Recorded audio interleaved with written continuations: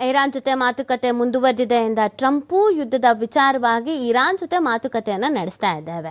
Iran ಜೊತೆ ಮಾತುಕತೆ ನಡೆಸ್ತಾ ಇರೋದಾಗಿ ಪುನರ್ ಉಚ್ಚಾರ ಮಾಡಿದ್ದಾರೆ. ಅಮೆರಿಕ ಅಧ್ಯಕ್ಷ ಟ್ರಂಪ್ಗೆ ತಿರುಗೇಟನ್ನು ಕೊಡ್ತಾ ಇದೆ ಇದಕ್ಕೆ ಇರಾನ್. ಅಮೆರಿಕ ಜೊತೆ ಮಾತುಕತೆ ನಡೆಸ್ತಾ ಇದ್ದೇವೆ ಅನ್ನೋದೇ ಸುಳ್ಳು. ಅಮೆರಿಕ ಜೊತೆ ಯಾವುದೇ ಮಾತುಕತೆ ನಾವು ನಡೆಸಿಲ್ಲ ಅಂತ ಹೇಳ್ತಾ ಇದ್ದಾರೆ.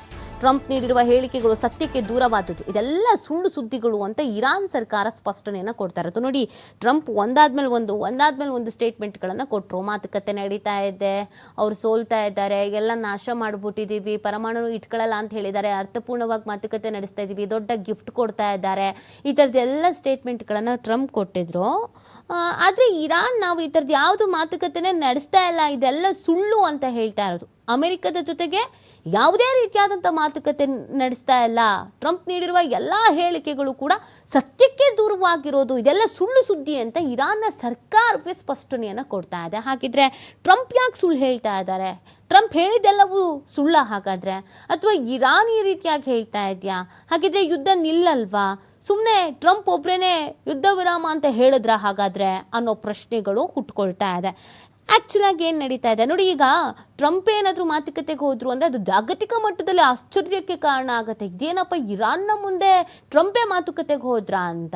ಬಟ್ ಟ್ರಂಪ್ ಅವರ ಸ್ಟೇಟ್ಮೆಂಟ್ಗೂ ಇರಾನ್ ಸರ್ಕಾರ ಕೊಡ್ತಾ ಇರುವಂಥ ಸ್ಟೇಟ್ಮೆಂಟ್ಗೂ ಇರಾನ್ ಕೊಡ್ತಾ ಇರುವಂಥ ಸ್ಪಷ್ಟನೆಗೂ ಒಂದಕ್ಕೊಂದು ಸಂಬಂಧ ಇಲ್ಲ ಅನ್ನೋದಂತೂ ಗೊತ್ತಾಗ್ತಾ ಇದೆ. ತಾಳೆಮೇಳ ಹೊಂದಾಗಲ್ಲ ಅಂತಾರಲ್ಲ, ಹಾಗೆ ತಾಳೆಮೇಳ ಇಲ್ಲಿ ಹೊಂದಾಣಿಕೆ ಆಗ್ತಾ ಇರೋದು, ಒಂದಾಗ್ತಾ ಇರೋದು ಕಾಣಿಸ್ತಾನೆ ಇಲ್ಲ.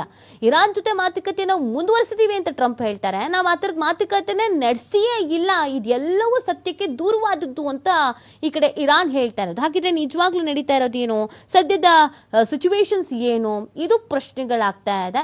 ಟ್ರಂಪ್ಗೆ ತಿರುಗೇಟನ್ನು ಕೊಟ್ಟಿರೋದು ಇರಾನ್ನ ಈ ತಿರುಗೇಟಿಗೆ ಅಂದರೆ ಈಗ ಇರಾನ್ ಸರ್ಕಾರ ಈ ಥರದೊಂದು ಸ್ಪಷ್ಟನೆಯನ್ನು ಕೊಟ್ಟಿದೆಯಲ್ಲ, ಇದಕ್ಕೆ ಟ್ರಂಪ್ ಏನು ಉತ್ತರ ಕೊಡ್ತಾರೆ ಅದು ಇಂಪಾರ್ಟೆಂಟು. ಇಲ್ಲ ಅಂತ ಹೇಳಿದರೆ ಜಾಗತಿಕವಾಗಿ ವಿಶ್ವಮಟ್ಟದಲ್ಲಿ ಟ್ರಂಪ್ ಸುಳ್ಳು ಹೇಳ್ಬಿಟ್ರಾ?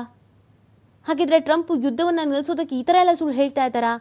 ಅಥವಾ ಸೋಲುವ ಭಯದಿಂದ ಹಿಂಗೆ ಹೇಳ್ತಾ ಇದ್ದಾರಾ? ಈ ಪ್ರಶ್ನೆಗಳು ಹುಟ್ಕೊಳ್ಳುತ್ತೆ. ಒಂದು ವಿಚಾರವನ್ನು ಇಷ್ಟರ ಮಟ್ಟಿಗೆ ಸುಳ್ಳು ಹೇಳೋದಕ್ಕೆ ಸಾಧ್ಯನಾ? ಮತ್ತು ಇದು ಸಣ್ಣ ಪುಟ್ಟ ವಿಚಾರವೂ ಅಲ್ಲ. ಅಮೇರಿಕ ಈ ಥರದೊಂದು ಸುಳ್ಳು ಹೇಳುತ್ತಾ ಅನ್ನೋ ಪ್ರಶ್ನೆ ಗೊತ್ತಿಲ್ಲ. ಇಲ್ಲಿ ಯಾರ್ದು ಸತ್ಯ ಯಾರ್ದು ಸುಳ್ಳು ಅಂತ. ಟ್ರಂಪ್ ಹೇಳ್ತಾ ಇರೋದು ಎಲ್ಲವೂ ಸತ್ಯಕ್ಕೆ ದೂರವಾದದ್ದು ಅಂತ ಇರಾನ್ ಹೇಳ್ತಾ ಇರೋದು ಇದೀಗ ಹಲವು ಪ್ರಶ್ನೆಗಳಿಗೆ ಕಾರಣವಾಗ್ತಾ ಇದೆ. ಇದಕ್ಕೆ ಟ್ರಂಪ್ ಶಾಂತಿಯುತವಾಗಿ ಉತ್ತರ ಕೊಡ್ತಾರೋ, ಅಥವಾ ಯುದ್ಧವನ್ನು ಮುಂದುವರಿಸೋದ ಮುಖಾಂತರವಾಗಿಯೇ ಉತ್ತರ ಕೊಡ್ತಾರೋ, ಅಥವಾ ಇರಾನ್ ಇದಕ್ಕೆ ಯಾವ ಥರದ ಉತ್ತರ ಕೊಡುತ್ತೆ, ಇದು ಪ್ರಶ್ನೆ ಆಗಿದೆ.